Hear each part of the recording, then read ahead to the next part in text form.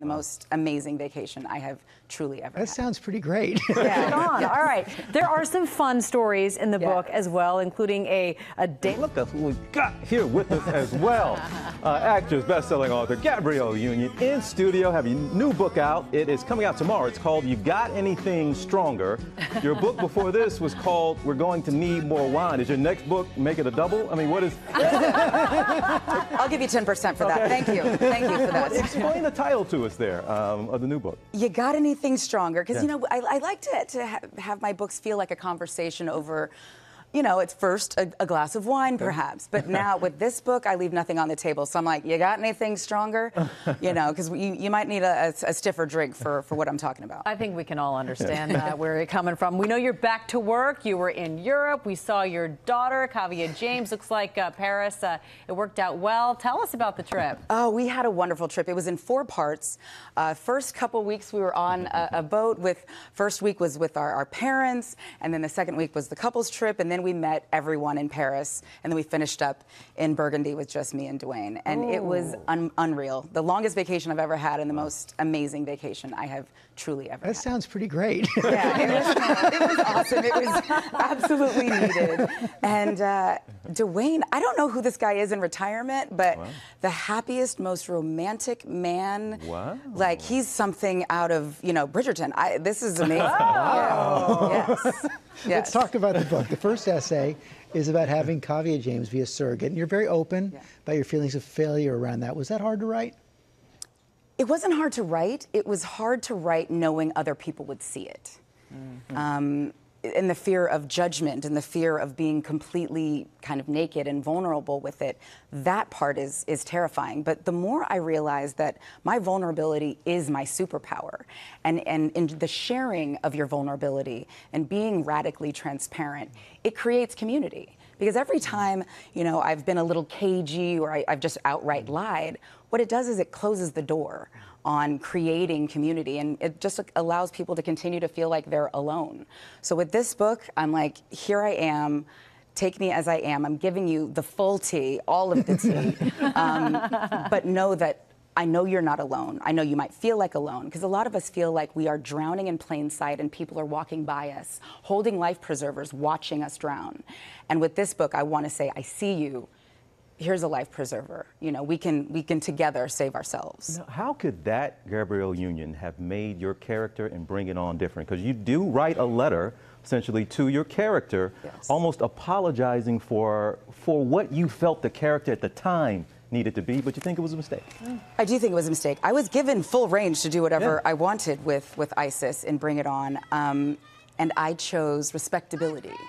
And to be classy and take the high road, because I felt like that would make her the appropriate, the right kind of black girl. Black girls aren't allowed to be angry, certainly not, you know, demonstratively angry. And I muzzled her.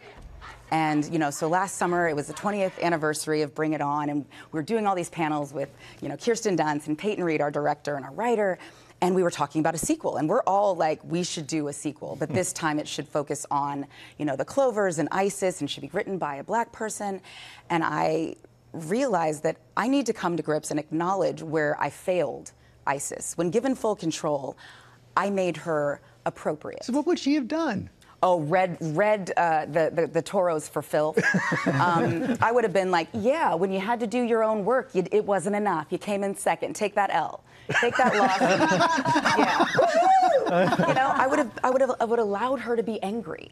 I would have allowed her her full humanity. And part of being a full human is the ability to express rage when harmed.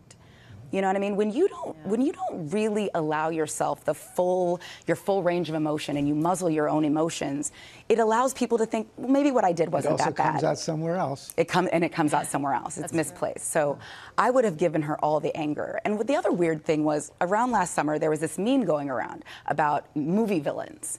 And Isis was a villain. Wow. I had muzzled her. I made her gracious, like this, you know, decent, you know, kind leader. And I was still a villain in that movie for making her want accountability for the theft of their work product and the cultural appropriation. And I was still a villain. I did all that shape-shifting for a character. It's not even real. Realizing I was doing that to myself too. and I wasn't allowing myself the full range of my humanity. But you'll get to fix all that in the sequel, which is coming when? Oh, listen, like everyone's getting read for filth in the sequel. ISIS will pull no punches. Bring it on takes on a whole new meaning. Like, bring it on. Oh, bring it, See bring the way it. I said it in the open. Bring it on. All right. There are some fun stories in the book as well, including a dance battle with Bruno Mars. Yes, yes. It was an epic, epic night. It's one of those nights that when people are like, I have FOMO, I'm like, you probably should have, because it was this amazing Atlantic Records party, and Bruno he had just had like a hit, you know, but people knew him, but it wasn't, you know, the fact that he was performing for the label should tell you everything. He wasn't like the Bruno Mars we see today. And I had all my girls assembled, you know, including Serena Williams, who is, you know, FYI, everything at karaoke and exactly who you want to tag in a dance battle. And we're on the dance floor, we're kind of vibing, and then through the crowd comes this little whirling dervish of a person, and there's Bruno Mars with his full band, and they were like, are you ready? And I was like, oh, I'm stretching out. I'm like, oh, I live for these moments. And then we had this dance-off, this epic dance battle with Bruno and his team, and it was amazing. Yeah, we missed out. Yeah, I was like, you got served. Yeah. You wrote a book about Kavya James called Shady Baby. Yes. What's her favorite book now? Shady Baby. It wasn't at first. She was like, I guess she was like, I don't really see the likeness. But then she was all in. And so she started preschool not too long ago, and they were like, and your name is Kavya James, right? And she was like, Shady Baby. And I was like, way to stay on brand. Showing her young. No, babe, that's your character and your Oh my goodness, Gabrielle, it is so good to see you. Good to have you back here in studio. We want folks to know the book, You Got Anything Stronger, is out tomorrow. And Dwayne, my man, Bridgerton treatment from Gabrielle Union this morning. All right, that's fantastic. Good to have you, all right?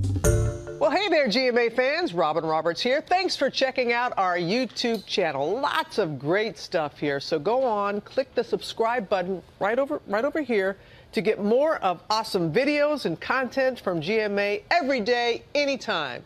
We thank you for watching, and we'll see you in the morning on GMA.